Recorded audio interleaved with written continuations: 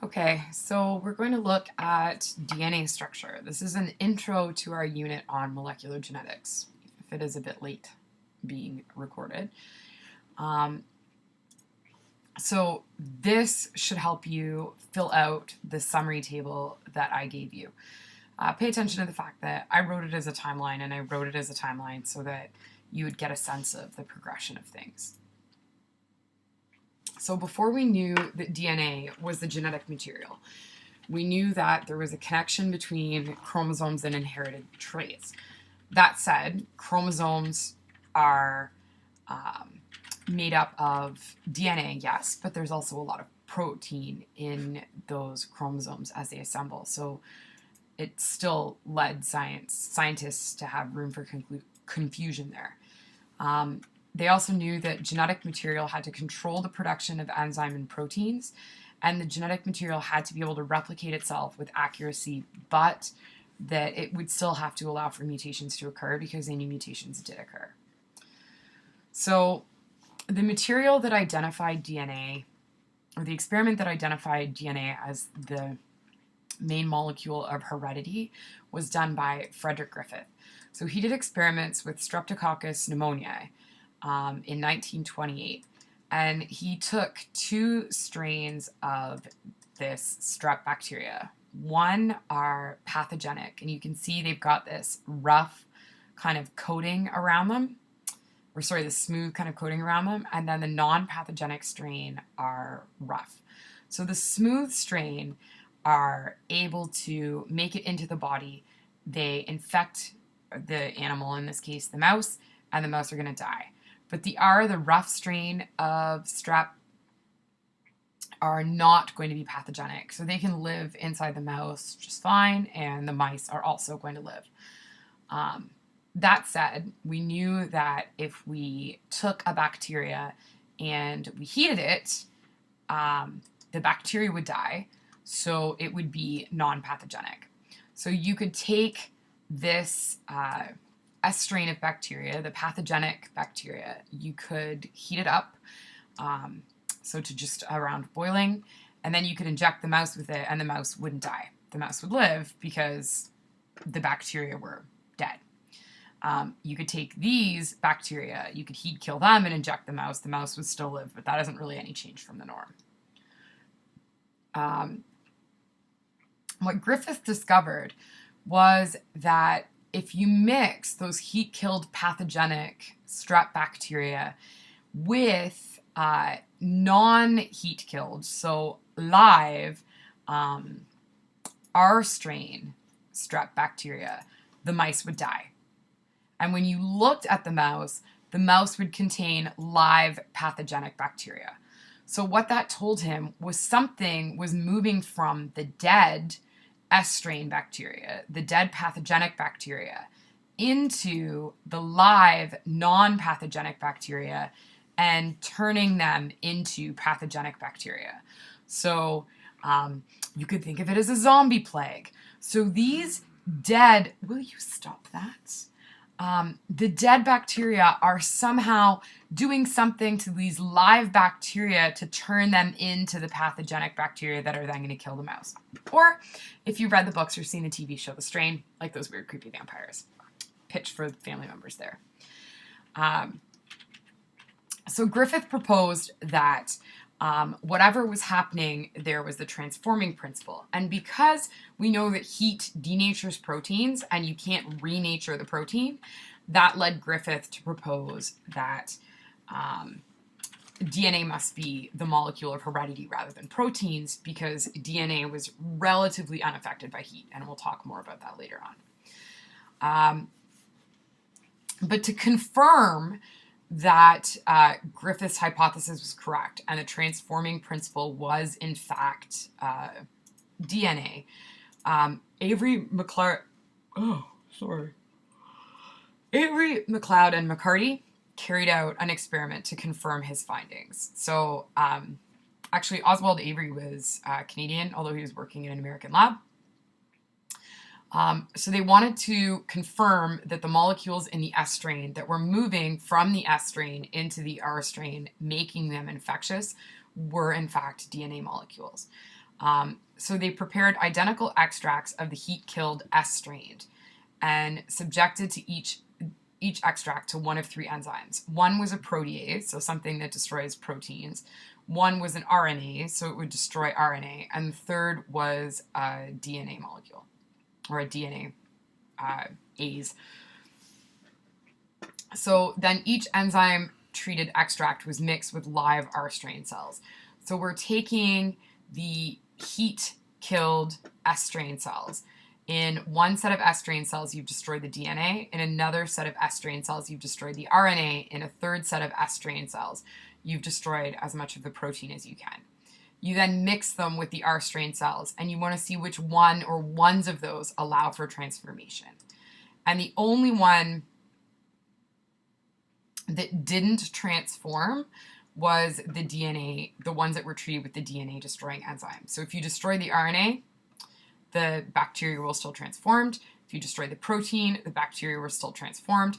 But if you destroy the DNA, the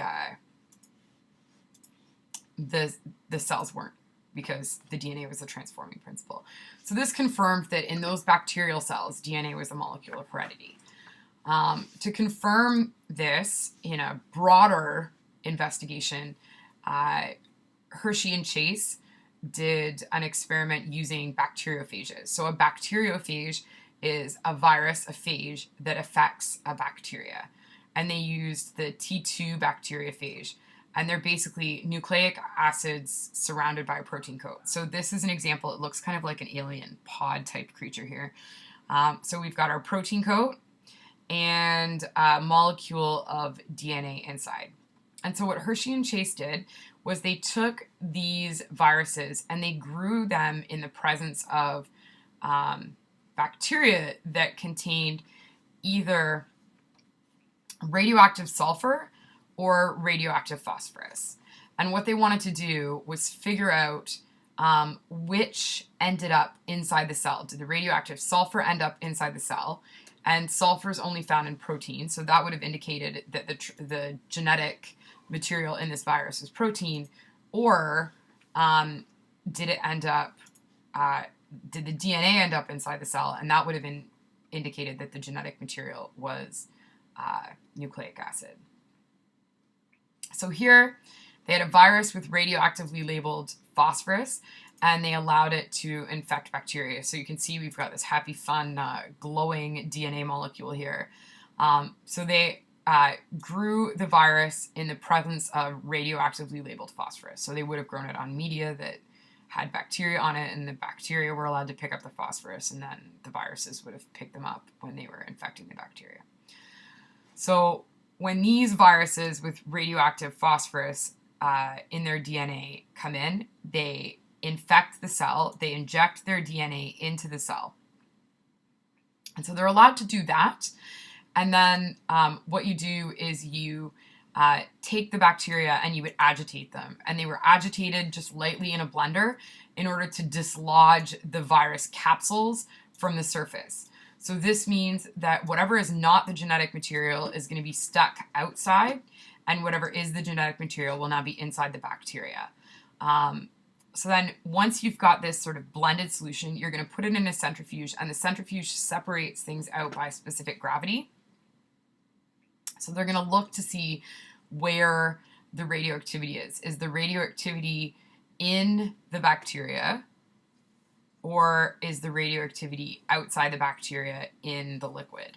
And what they found was that the sediment bacteria were radioactive. So that indicated that DNA was the genetic material. The virus protein coats that were floating around outside the cell, they weren't radioactive.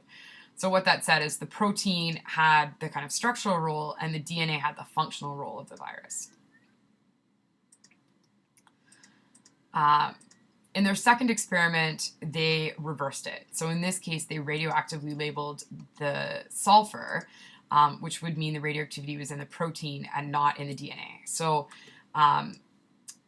when you're doing an experiment, you have to not just prove that what you think is correct, you also have to prove the other possibilities are false. So it wasn't enough for them to say, look, the DNA makes it inside the cell. they also have to prove that the protein stays outside the cell and doesn't make it inside the cell.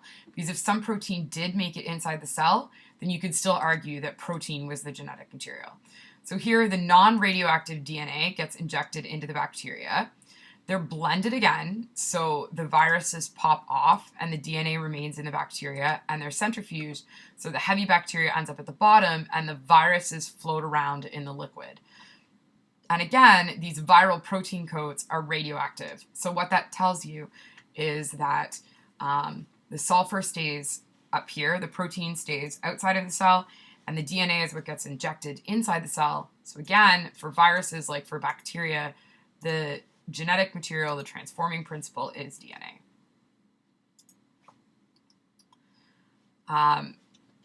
So then we knew at this point what DNA was, but we didn't really understand a lot about its chemical structure. It was actually first discovered in 1869 by a man by the name of Friedrich Miescher.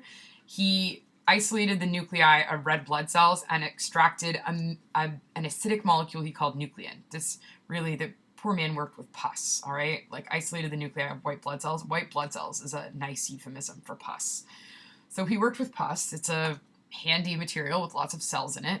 And he extracted this nuclein. And it's actually relatively easy to extract DNA from cells. You guys would have learned that last year when you did your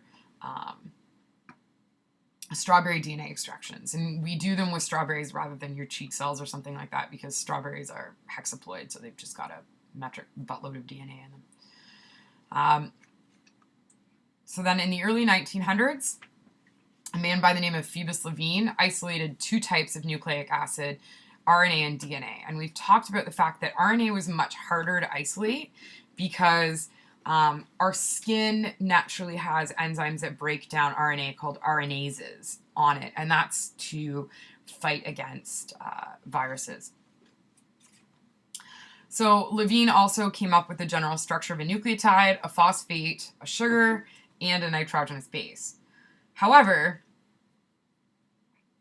Levine couldn't really say how those structures were arranged, per se. He knew that DNA and RNA were a combination of those nucleotides, and we often refer to them just by their letter form. So DNA is made of adenine, guanine, cytosine, and thymine, or A, G, C, and T.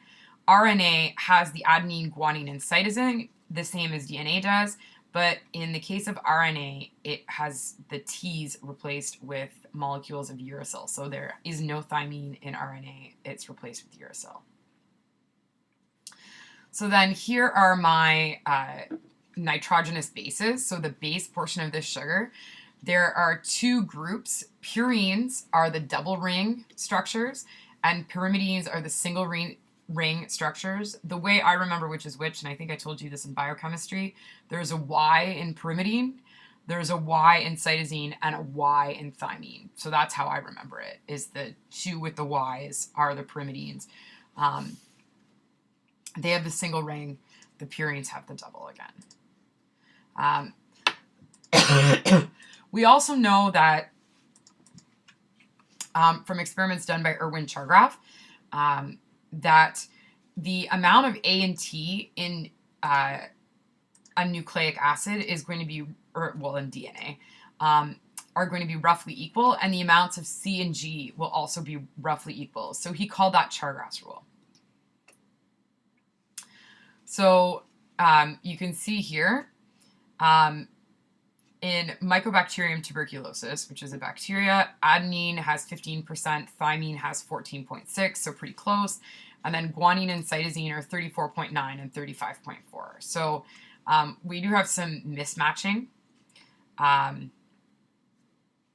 Here, human, 30.7, 31.2, 19.3, and 18.8.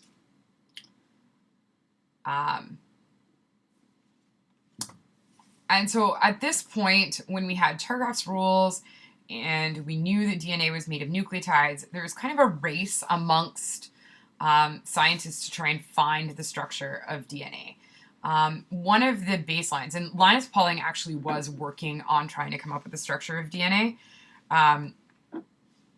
He discovered that many proteins have helix-shaped structures, and he also developed the ability to identify those helix-shaped structures and characterize them using a process called X-ray crystallography, which will become more important in a second. And that information was used by Watson and Crick. Okay, so now Rosalind Franklin. Poor Rosalind Franklin. So in the early 1950s, Rosalind Franklin worked in a lab with Maurice Wilkins, who was the professor, the principal investigator supervising her in a lab. And they were using X-ray diffraction to analyze DNA samples in hopes of getting a clue to DNA structure. And Franklin captured some amazing high-res photos. This one is her most famous. So these are X-ray, it's an X-ray diffraction pattern or an X-ray crystallograph of DNA. And what they were doing was they were attempting to use mathematical theory to interpret them. So Franklin concluded that DNA had some sort of helical structure and that the bases were found on the inside of the helix and the sugar phosphate backbone was on the outside. So these outside kind of areas here are the sugar phosphate background and backbone in that picture. And the reason you're seeing different color patterns is because that sugar phosphate backbone is kind of alternating around in the helix. And then these markings that you're seeing are the diffraction patterns that are being made by the nitrogenous bases. And you're seeing the shading because you're looking down at the molecule, kind of through the top of the helix. So, meanwhile, Watson and Crick were working around the same time as Franklin and her boss, and they were trying to describe the structure of DNA using basically other people's data, because douche. So in 1953, they published a paper that proposed the structure of DNA. They characterized it as a twisted ladder. So if you took a straight ladder where the backbones, the handrails of the ladder were made of the sugar phosphate molecules, and then the rungs that you would climb up were the nitrogenous bases. If you took that ladder-like structure and turned it, you would end up with this double helical structure. Now, what had happened was they were basically out at a pub with, what's his name over here? Maurice Wilkins. I want to call him Watkins. They were out at a pub with Maurice Wilkins. Maurice Wilkins happened to have Rosalind Franklin's photos with her. He showed them to Watson and Crick. The second Watson and Crick looked at the photos, they had this kind of aha moment. They went home. They actually built the structure of DNA in their garage. Well, one of their garages. I'm not sure which one. And proceeded to publish the paper shortly thereafter. So they did it on the back of Franklin's DNA. She should also have won the Nobel Prize with them. Wilkins did. Franklin, unfortunately, had died of breast cancer before the prize was awarded, and they don't give out Nobel Prizes posthumously. There was a recent case where it happened not that long ago, but it was because literally the guy died like 6 hours before they announced he won the Nobel Prize. So they had already decided on him, and then he passed away. So the distance between the sugar and phosphate backgrounds is relatively constant between a molecule of DNA, and an A nucleotide on one strand will always sit across from a T nucleotide, and a C will be across from a G in order to maintain that constant distance. And so we call those base pairs, and the process of them sticking together, base pairing. So T binds with A, C binds with G, and the sequences between base pairs are what account for the differences between species. So the change in sequence of base pairs is going to be the differences in different genes. So if we look, the double helix is composed of two strands that twist around one another, and the backbone of that strand is the alternating sugar phosphate that you can see here. The distance between the sugar phosphate backbones is constant. It's about 2 nanometers. from end to end, or from side to side. And the bases of each nucleotide are attached to each sugar, and they face inward. Now, the other thing you'll note here is you can see there's arrows on the end. DNA strands run, we call anti-parallel. So the 3' end has an OH on it, and so the OH of the sugar, and the 5' end is the phosphate sticking off the sugar. An easy way to remember that is 5 and phosphate both start with F, not with F, but with F. So 5' phosphate, 3' is your hydroxyl, is your sugar end. You can see the distance from of each nucleotide in the backbone is about 0.34 nanometers. So the 2 strands are said to be complementary because of that complementary base pairing, and it also is kind of inherent in how DNA reproduces. So DNA is able to replicate because these base pair, so one old strand can specify for what needs to go on the new strand that's replacing it. The base pairs are held together by hydrogen bonds. And there are 2 hydrogen bonds connecting an A and a T, and 3 hydrogen bonds connect a C with a G. And that's important because DNA strands that have a high concentration of C and G are actually going to have a higher melting point, if you want to call it. So they're going to have a higher point where they'll separate. They're going to stick together a little bit better than these A's and T's. So we tend to have AT-rich regions in areas of DNA that have to open a lot, like origins of replication and promoter regions where transcription is going to start. So here's my double helix. One complete turn is about 3.4 nanometers. One nucleotide is 0.34 nanometers. So we turn once every 10 nanometers. There's a 2 nanometer spacing between the 2 strands. And you can see here, here's my 3 and 3. So these must be G's and C's. Small G's, C's, G's, C's. I know this is a G because it's the double ring, so it's the purine. I know this is the cytosine because it's the single ring, the pyrimidine.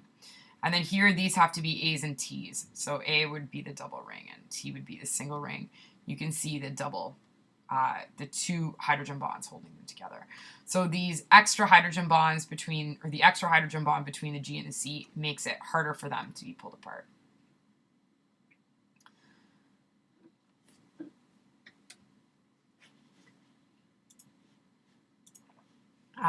So the functional unit of DNA is a gene. A gene is a specific sequence of DNA that codes for a particular protein, and we'll talk about how that happens in a little bit more detail. The majority of DNA in an organism's genome, a genome is all of the DNA, all of the base pairs in your cell or in a given cell. The majority of the DNA in an organism's genome does not contain genes, and instead it's non-coding regions. So it could be a regulatory region. So before a gene, you're going to have a regulatory sequence, and we'll talk more about that when we get into transcription and translation. So protein synthesis. It could be an origin of replication, which is a regulatory sequence. It could be what we call junk DNA, where we don't really know what it does, but it doesn't seem to code for a gene. In some cases, there are things that were genes that are now non-functional. Or in other cases, it's just highly repetitive bits of DNA. So we've talked about telomeres, which are the highly repetitive bits of DNA at the end of a chromosome, and then centromeres are highly repetitive bits of DNA in the middle of a chromosome. Now, prokaryotic and eukaryotic DNA differ slightly. So prokaryotes, like bacteria, consist of a single circular double-stranded DNA molecule. They can have more than one copy, but typically they only have one. So they're haploid. They're not diploid like eukaryotic cells. And they don't have a bacterial or a nuclear membrane because they have no membrane-bound organelles. So the DNA is just kind of floating around in what we call a nucleoid region.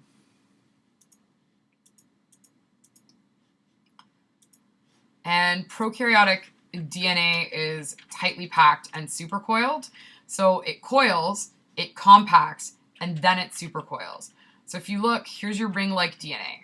The ring-like DNA coils in on itself, and these yellow sort of circles or spheres are meant to represent proteins. So it curls in on itself, and then each of those curls in on itself. So it coils, and then it supercoils.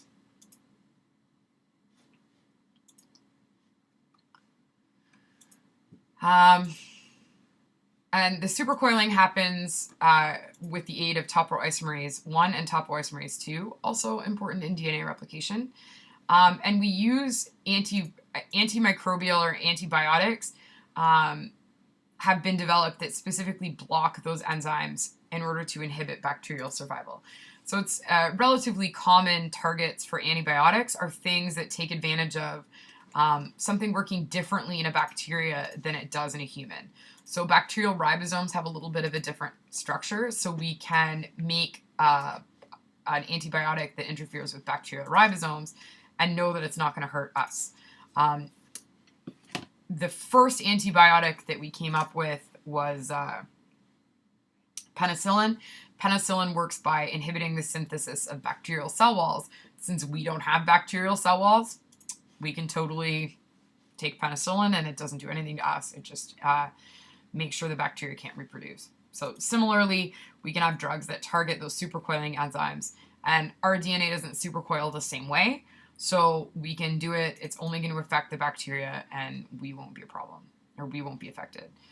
So some prokaryotes, some bacteria also have plasmids. So they're small circular molecules that carry non-essential genes, or they can be other genes that have picked up and inherited from kind of neighboring cells. So for example, the strep bacteria that we were talking about in Griffith's experiments in the beginning, obviously that infectious thing was traveling on a plasmid. So that plasmid, once those cells were killed, that plasmid was moving from the dead cell into the living cell, and it conferred that property. Antibiotic resistance is often transferred that way. So you can have, it's one of the reasons why we don't really work with bacteria so much in schools anymore. If we have an antibiotic resistant bacteria that is not harmful, but it is antibiotic resistant, what unfortunately can happen is it can transfer its antibiotic resistance gene into something that actually is harmful. So as I said, most prokaryotes are haploid because they only have that one big chromosome. And they don't have a lot of non-essential DNA. So it's a huge difference from eukaryotes. We have tons of what we feel like is non-essential DNA. We don't really know what it does. And so most of the prokaryotic genome is strictly genes and then their regulatory sequences. And we'll talk more about the regulatory sequences a little bit later. DNA in eukaryotic cells, on the other hand, is double-stranded. It's linear, not a circle, and it's tightly compacted. The total amount of DNA in eukaryotic cells is much greater than prokaryotic cells, so it undergoes more compacting, but in a different way than in prokaryotic cells. So here's my DNA molecule. The first level of compaction is curling around histones. So histones are kind of like little proteins that, if you were to look at this, it kind of looks like beads on a string. So the DNA is going to curl around those histones. And then the next step is that those histones start to compact into an array, and these form like a microfiber. And then those microfibers form loops, and those loops are attached to a protein that's scaffolding them together. And then this compacts yet further, like so, when it's time for the DNA to replicate. So the condensed structure here is a nucleosome.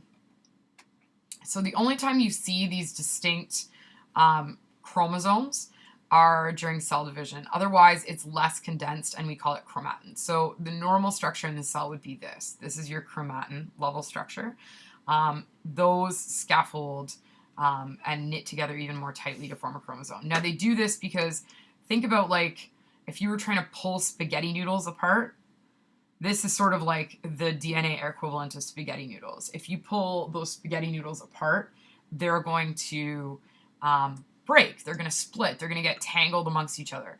So when you're getting ready to pull these chromosomes apart, the most logical kind of way to do it is to condense them up and tighten them up. So it's easy to separate two rotini noodles compared to two spaghettis. I must be hungry or something. I'm sorry, all your examples are food. The size and number of genes in the eukaryotic genome is varied and in no way, shape, or form relates to its complexity. So one of the biggest shocks that we got when we released the human genome in the early 2000s was that the number of genes in a human and a mouse are comparable. And I think humans have far, I don't think it's less, but I think it's close to maybe 50% more, as opposed to, they were thinking, okay, humans are a lot more complex than mice. So mice, I think, have 19,000 genes, and they thought for sure humans were going to then have 90, but it turns out that they have, I think, 34,000 was the last number that sticks in my head. So there's no correlation between an organism's complexity and the size of its genome or the number of genes in that genome. There's also variation just in the molecules that they produce. So here, like lungfish, not an overly complex animal, contain about 40 times more DNA per human. Rice has 30,000 more protein coding genes in a human. So not just 30,000 more genes, 30,000 more genes that actually code for something useless. C. elegans has the same number of genes as human, but less DNA. And we'll try and talk a little bit about the concept of epigenetics. Epigenetics looks at the DNA in your body that's turned on and turned off. So we have the ability to turn off certain genes through a process called methylation, and there's some other different ways. We'll look at this a little bit more when we look at gene expression. So we know that something like C. elegans is going to have the same number of genes, but less of that DNA and less inactivated stuff than we do. And that would be the end of the note.